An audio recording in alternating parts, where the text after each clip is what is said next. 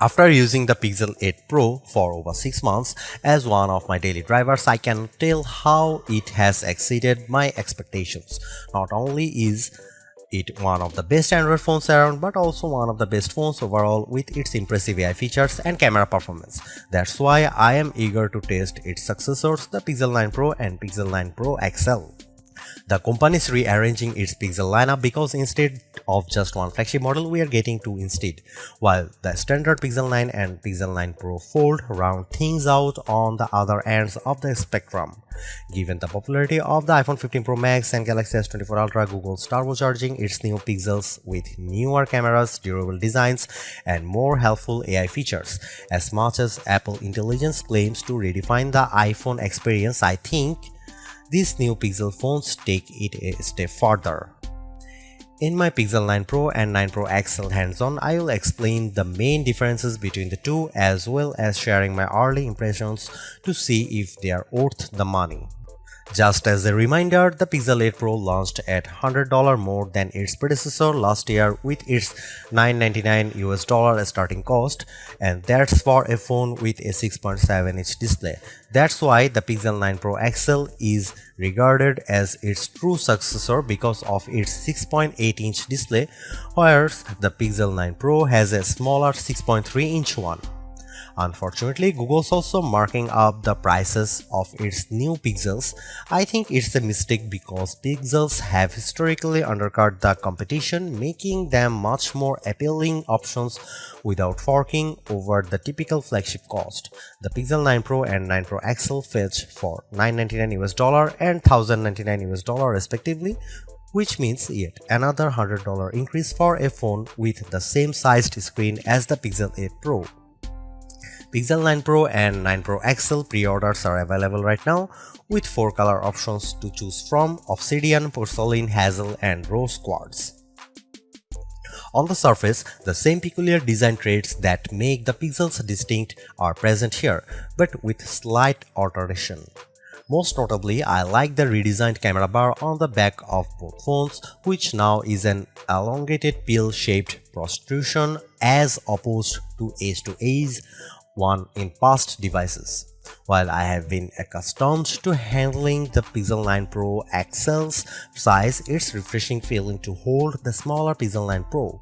Apart from the camera cutout, the designs of the new Pixel phones make them look eerily similar to the iPhone 14 Pro series due to the polished metal trims that are not flat as opposed to contoured. I am on the fence about this peculiar change because the contoured edge make the Pixel 8 Pro much more comfortable to hold.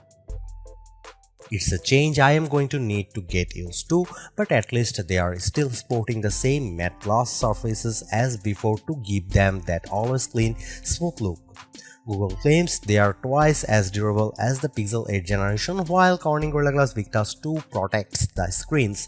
I also like the 4 color options they are available in, especially Rose Quartz with its subtle amount of saturation.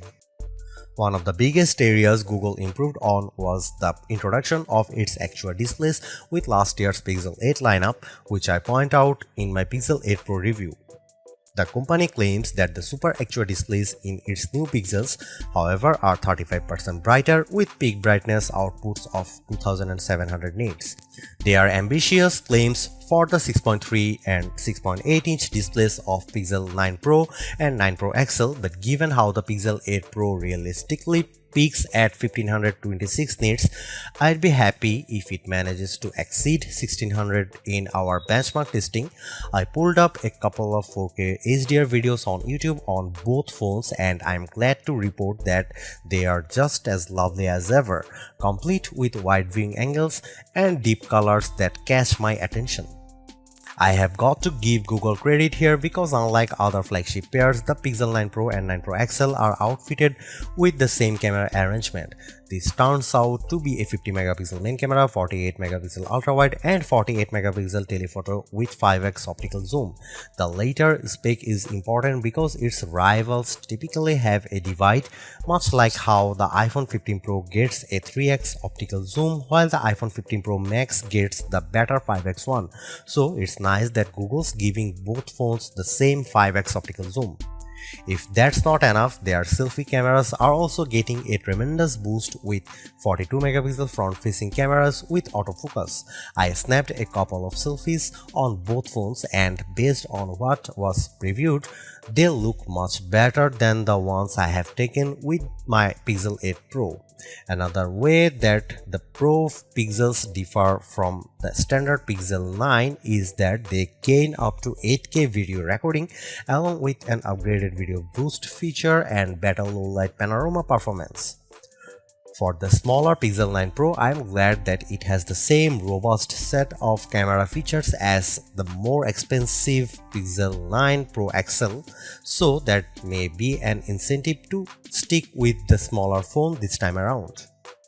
The biggest area of opportunity for the Pixel 9 Pro and 9 Pro XL without a doubt has to be its processing performance, mainly because it's underperformed against rivals chips like Apple's A17 Pro and Qualcomm's Snapdragon 8 Gen 3. With the Tensor G4 calling the shots, I am eager to see what improvements it has over last year's Tensor G3. First of all, both flagship models are accompanied by a generous 16 GB of RAM, which not only allows it to better multitask between apps, but it also boosts its AI performance. I was impressed by how it took just 4 seconds for it to generate a custom image with its new Pixel Studio generator.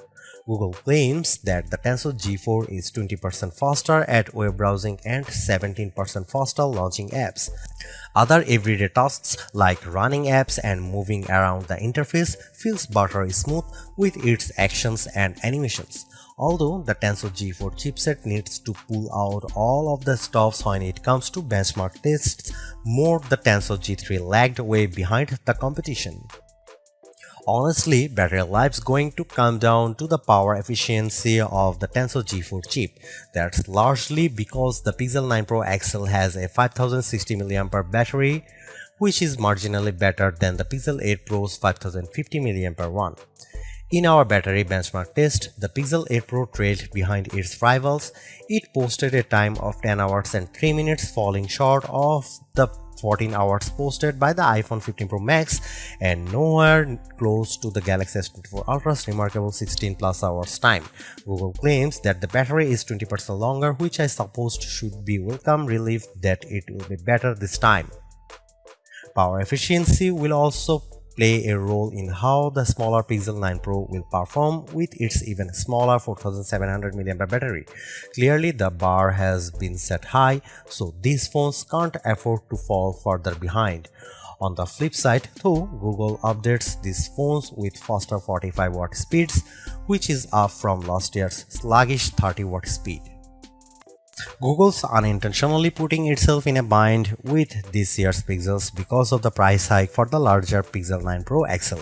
It's hard to tell right now if the $100 increase is justified by its new AI features, so I think it will ultimately come down to how well these flagships perform in all the usual categories. On the flip side, however, I have to applaud Google for giving its smaller phone the same amount of love by keeping the same set of cameras found with the pricier Pixel 9 Pro XL. In fact, it's a front runner for those who prefer smaller phones. These phones kick off the upcoming holiday season, so they can't afford to come up short knowing that the iPhone 16 is right around the corner. They need to set the bar high or face being written off by competing device between now and the end of the year. I know that price hikes are inevitable, but these Pixels need to overperform in order to stay relevant and remain competitive.